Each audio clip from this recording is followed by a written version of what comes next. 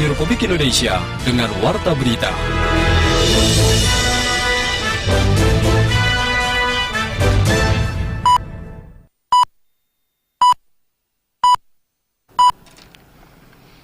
Tanda waktu tepat pukul 6 waktu Indonesia Barat.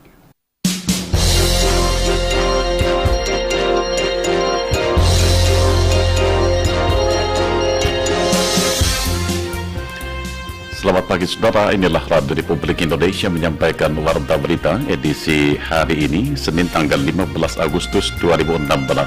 Kami sampaikan terlebih dahulu sari berita penting. Presiden Joko Widodo meminta generasi muda untuk terus mengikuti perkembangan teknologi. Puluhan pejabat di Filipina menyerahkan diri setelah Presiden Rodrigo Duterte menyatakan mereka terlibat perdagangan narkoba. Itulah di antara berita-berita yang segera kami hadirkan. Inilah Warta Berita selengkapnya. Saya Ardian Majid Kobat.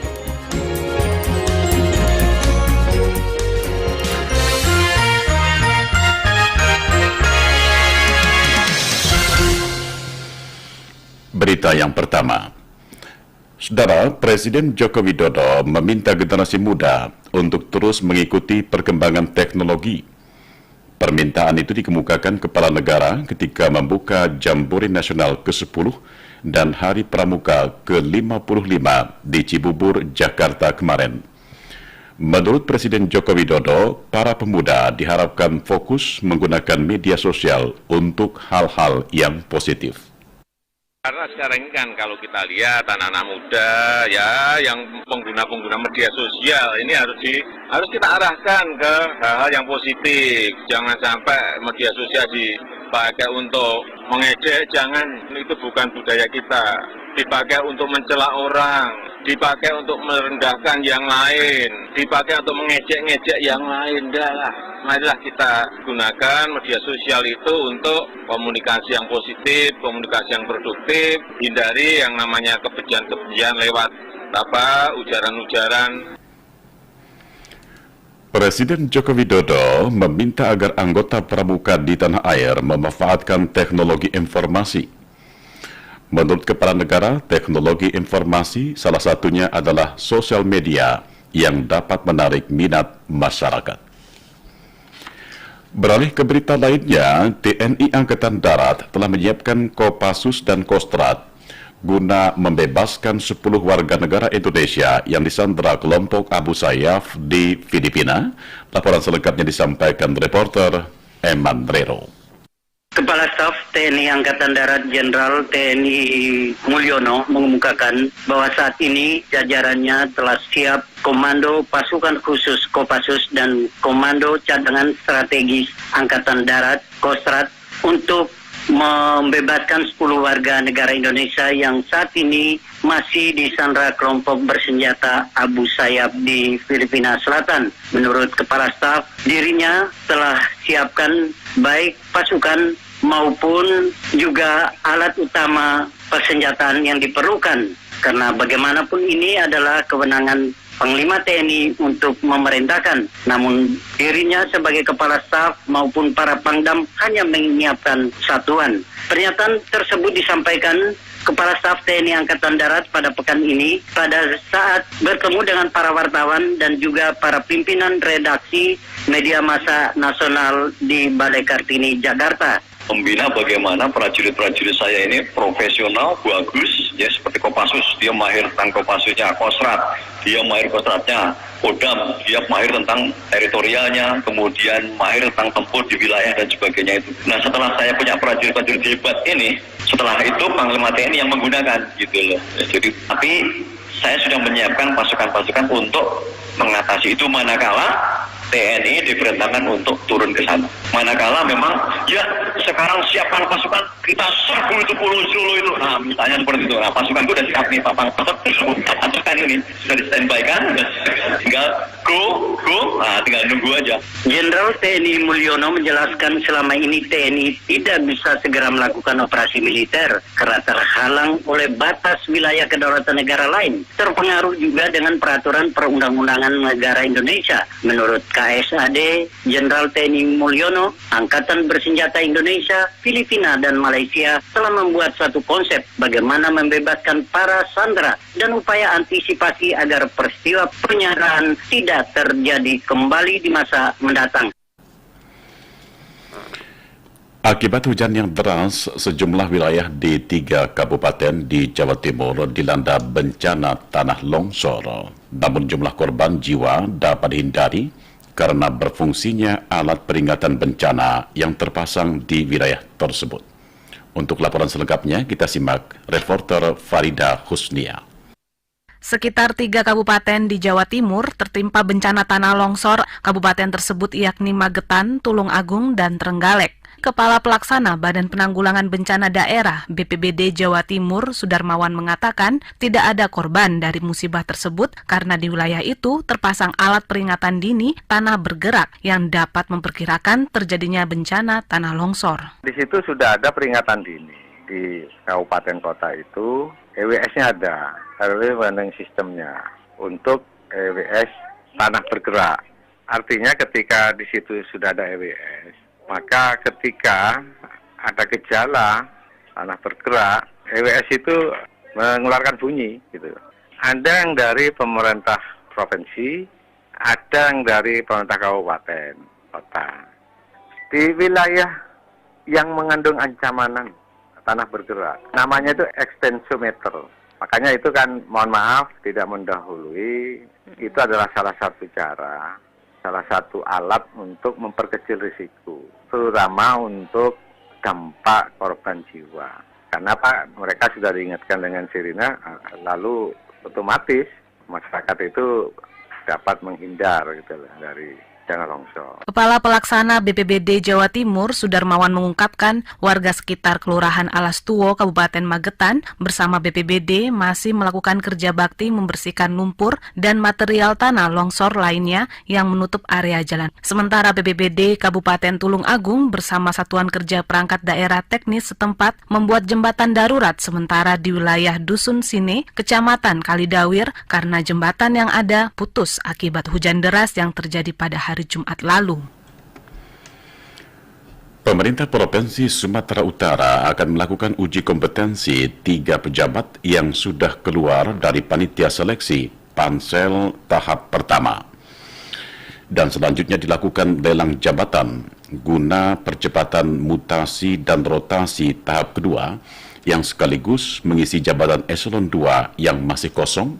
Laporan mengenai hal itu disampaikan reporter Rahmi Siregar. Proses lelang jabatan di jajaran pemerintah Provinsi Sumatera Utara saat ini tinggal menunggu pengumuman dari panitia seleksi Pansel setelah sebelumnya susunan anggota Pansel yang baru dan jabatan yang akan dilelang mendapat persetujuan dari Komisi Aparatur Sipil Negara KASN. Hal itu disampaikan Gubernur Sumatera Utara Tengku Eri Nuradi kepada wartawan menanggapi pelaksanaan lelang jabatan eselon 2 di jajaran pemerintah Provinsi Sumatera Utara yang tahapannya sudah dimulai sejak Januari lalu. Meskipun Eri mengaku telah meminta agar Pansel segera melaksanakan lelang jabatan, namun tahapan proses lelang jabatan itu ternyata aturannya sangat rumit dan membutuhkan waktu. Apalagi ada perubahan keanggotaan panitia seleksi Pansel yang baru, karena 3 diantaranya akan ikut lelang jabatan juga harus mendapat persetujuan dari Komisi Aparatur Sipil Negara KASN selain jabatan yang akan dilelang. Menurut Eri, untuk ketiga pejabat yang sebelumnya menjadi anggota Pansel tersebut nantinya akan diuji kompetensi sehingga mereka juga bisa mengikuti lelang jabatan. Lelang jabatan saya minta cepat, sekarang tinggal pengumuman aja. Kalau yang untuk tingkat uji kompetensi itu bisa saja, karena ada 3 yang kemarin sebagai Pansel, itu kan sekarang sudah dikeluarkan dari Pansel, dan kemudian akan dilakukan uji kompetensi untuk 3 orang ini, jadi bisa saja mungkin ada rotasi jilid kedua untuk eselon 2 yang uji kompetensi dulu, kemudian baru yang hasil lelang jabatan atau bidding. yang 3 aja tuh. Kemarin kan sudah semua uji kompetensinya. Lebih lanjut, Eri menyebutkan dalam pelaksanaan lelang jabatan tersebut, pihaknya akan menyesuaikan dengan peraturan pemerintah PP nomor 18 tahun 2016 tentang perangkat daerah. Meskipun demikian, untuk mengimplementasikan PP 18 itu sesuai perintah Menteri Dalam Negeri, ranperdanya harus diajukan pemerintah daerah ke DPRD untuk disahkan sehingga struktur organisasi yang baru dan anggarannya juga bisa disesuaikan dengan peraturan pemerintah yang baru itu. PP 18 bagaimana perintah Mendagri itu harus diajukan ke DPR, harus dibuat perdanya dulu. Jadi mungkin cepatnya kita harapkan bisa ditindaklanjuti sehingga perdanya bisa disahkan, kemudian kita akan menyesuaikan struktur organisasi sesuai dengan PP 18. Ya tentu nanti akan ada penyesuaian. Sementara Kepala Biro Otonomi Daerah Provinsi Sumatera Utara, Jimmy Pasaribu mengaku masih membahas PP nomor 18 tahun 2016 tentang perangkat daerah sekaligus melakukan pemetaan dan pengumpulan data-data yang diperlukan untuk dikaji dan dievaluasi Kementerian Dalam Negeri. Anda sedang mengikuti Warta Berita RRI. Saudara, Otoritas Jasa Keuangan Riau akan membentuk satuan tugas Satgas untuk mewaspadai dan mengantisipasi investasi bodong yang semakin marak. Otoritas Jasa Keuangan Riau menyebutkan kegiatan pasar modal dan asuransi rentan terhadap praktek penipuan investasi bodong. Laporan mengenai hal itu disampaikan reporter Tongkulem Siregar. Otoritas Jasa Keuangan OJK Provinsi Riau akan membentuk satuan tugas Satgas Waspada Investasi sebagai upaya untuk mencegah dan menangani investasi bodong yang masuk di wilayah Riau. Namun pembentukannya dilakukan secara bertahap yang diisi perwakilan dari sejumlah lembaga seperti Kejaksaan dan Kepolisian. Kepala Kantor Perwakilan OJK Provinsi Riau, Muhammad Nurdin Subandi, mengatakan pembentukan Satgas Waspada Investasi di daerah merupakan bentuk respon OJK karena disinyalir maraknya investasi ilegal yang mewabah di kalangan masyarakat sehingga menimbulkan kerugian. Dalam Satgas Waspada Investasi, diantaranya OJK, Kejaksaan Agung, Kepolisian, Kementerian Komunikasi dan Informatika, Kementerian Perdagangan, Kementerian Koperasi dan UMKM, serta Badan Koordinasi Penanaman Modal BKPM. Secara keseluruhan di Indonesia sampai 11 Juni 2016, masyarakat telah menyampaikan permintaan informasi pertanyaan legalitas 430 perusahaan yang menawarkan investasi. Dari laporan tersebut terdapat diantaranya perusahaan yang telah memiliki kejelasan izin operasi sebanyak 388 perusahaan. Terutama kaitan dengan pasar modal, kemudian nanti ada asuransi, ada satu lagi perusahaan pembiayaan, supaya nanti pemahaman ini disampaikan juga kepada publik. Jadi prosesnya seperti apa, termasuk tadi akan disampaikan dulu bagaimana proses pengaduan, gitu ya. Kemudian nanti bagaimana proses pengaduan itu tentunya ada klasifikasinya. Kepala OJK Provinsi Riau, Muhammad Nurdin Subandi, mengatakan dalam program Satgas tersebut juga menyangkut penanganan dugaan tindakan melawan hukum di bidang penghimpunan dana masyarakat dan pengelolaan investasi. Anggota Komisi 11 DPR RI Michael Jeno yakin program teks amnesti atau pengampunan pajak dapat memicu pertumbuhan ekonomi dan investasi di Indonesia. Selengkapnya dilaporkan Taufik Hidayat. Anggota Komisi 11 DPR RI Michael Jeno mengatakan kebijakan tax amnesty atau pengampunan pajak diharapkan dapat membangun perekonomian Indonesia. Michael Jeno juga meminta masyarakat tidak perlu khawatir ketidakmampuan pemerintah dalam mengelola keuangan, sebab Presiden Jokowi kerap mengundang para pemilik modal untuk berinvestasi seluas-luasnya di Indonesia melalui berbagai potensi. Masih banyak potensi pertambangan, bandara, infrastruktur, dan perkebunan yang menarik untuk para pemilik modal berinvestasi. Jeno mengatakan pemerintah memiliki keyakinan mampu menghidupkan ekonomi melalui pengampunan pajak, mengingat pemerintah memiliki data ada sekitar 1.400 triliun rupiah uang orang Indonesia yang berada di luar negeri, sehingga bila ini dapat dimanfaatkan, maka akan menggerakkan ekonomi Indonesia. Bila ini dapat dilakukan, maka dipastikan Kalimantan Barat akan terdampak imbasnya, sebab Kalbar juga merupakan daerah yang cukup menarik untuk berinvestasi. Peluang investasi Indonesia tetap lebih baik. Ini yang ngomong bukan saya, yang ngomong adalah waktu kita Komisi 11 DPR RI, Panitia Kerja Undang-Undang Tax Amnesty ini diskusi dengan Asosiasi Pengusaha Indonesia, APindo. Indonesia tetap satu daerah yang menarik untuk investasi, negara yang menarik untuk investasi maksud saya. Dengan 250 juta pasar, dengan kekayaan alam Indonesia, Indonesia tetap daerah negara yang menarik untuk investasi bagi para pengusaha, sehingga itu yang terjadi. Kita ingin supaya uang-uang itu masuk ke dalam sistem perekonomian, menggerakkan perekonomian kita. Makanya selama sosialisasi Pak Jokowi itu mengungkapkan, ambil contoh opportunity apa Indonesia. Sebagai ambil contoh, kita bicara sederhana aja, jagung hari ini kita masih impor 3,2 juta, itu peluang bisnis, silakan masuk. Tebu atau gula, kita masih impor jutaan ton, silakan masuk ke bisnis gula, ke bisnis tebu. Habis itu dia bawa Menteri BUMN cerita, oh ini Pertamina mau bangun sekian miliar dolar untuk kilang di Kalimantan Timur, silakan. Jeno juga mengingatkan masyarakat untuk memanfaatkan pengampunan pajak ini sebelum Automatic Exchange of Information tahun 2018 dilaksanakan. Bila ini sudah berlaku, maka para pemilik uang tidak dapat lagi menyembunyikan asetnya di seluruh dunia dari otoritas pajak. Pemahaman ini penting bagi masyarakat agar para pengusaha lokal tidak terjebak pada pidana pajak, sebab pemerintah membatasi amnesti pajak ini hanya sampai bulan Maret 2017. Masyarakat di Kalimantan Barat diharapkan politisi PDIP asal Kalimantan Barat ini dapat memanfaatkan pengampunan pajak ini, sebab tidak menutup kemungkinan para pengusaha asal Kalimantan Barat ini memiliki harta kekayaan di luar negeri. Alangkah baiknya harta dan kekayaan para pengusaha Kalimantan Barat dapat ditarik ke Indonesia dan membangun Indonesia pada sektor-sektor penting dan strategis di Kalimantan Barat. Saatnya disampaikan berita dari mancanegara dan kabar dari dunia olahraga.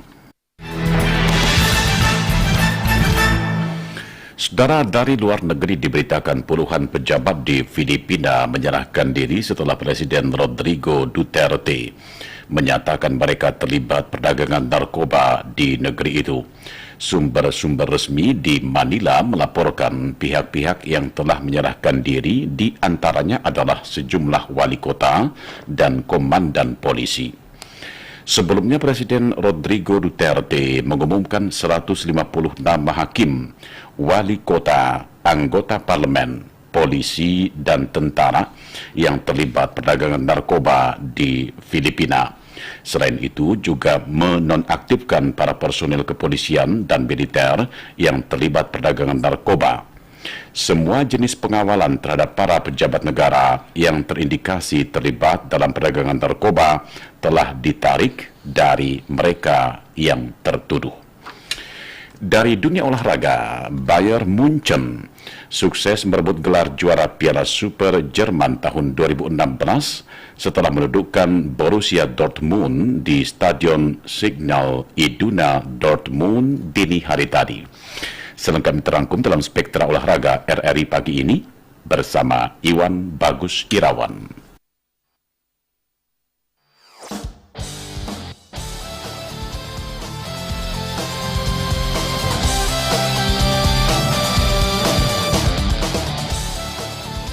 Dengan pola permainan 4-3-3 yang terkenal ampuh dalam serbuan ke kubu lawan dibuktikan oleh tim berkelas Bayern Munchen, Neuer dan kawan-kawan berhasil merebut Piala Super Jerman tahun 2016 setelah di partai final mengalahkan Borussia Dortmund dengan 2-0 di Stadion Signal Iduna Park Dortmund dini hari tadi.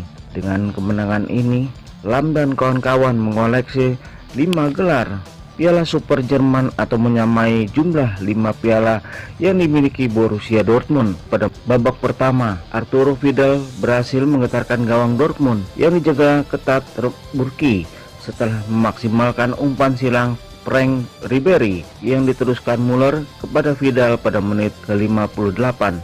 Sebelumnya, kiper Dortmund Burki sempat menepis sepakan pertama Vidal, namun gelandang asal Chili itu kembali mendapatkan bola dan langsung memasukkan ke gawang. Setelah itu pasukan Carlo Ancelotti kembali membuat gol kedua melalui pemain kunci Thomas Müller pada menit ke-78 ketika mendapat assist dari Matt Hummels. Thomas berperan penting dalam kesuksesan Munchen meraih 2 gelar musim lalu, yaitu Bundesliga dan Piala Jerman. Piala ini melengkapi 5 gelar Piala Super Jerman yang diraih Munchen pada tahun 1987, 1990, 2010, 2012, dan 2016 atau menyamai gelar Dortmund. Masih dalam sepak bola, dari Inggris dilaporkan Zlatan Ibrahimovic setelah bergabung mampu mengantarkan Manchester United menang 3-1 atas Bournemouth pada laga pekan perdana Liga Utama Inggris di Stadion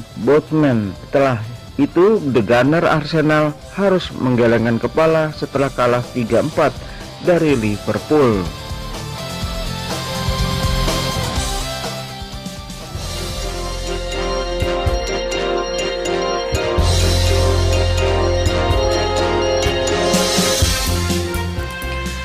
Demikianlah saudara telah disampaikan Warta Berita Radio Republik Indonesia pagi ini, dan sebelum berpisah kami sampaikan kembali sari berita penting. Presiden Joko Widodo meminta generasi muda terus mengikuti perkembangan teknologi. Puluhan pejabat di Filipina menyerahkan diri setelah Presiden Rodrigo Duterte menyatakan mereka terlibat perdagangan narkoba.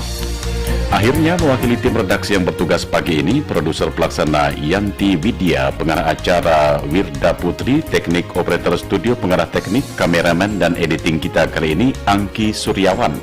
Saya Ardian Majid Kobat mengucapkan terima kasih atas perhatian Anda dan selamat pagi.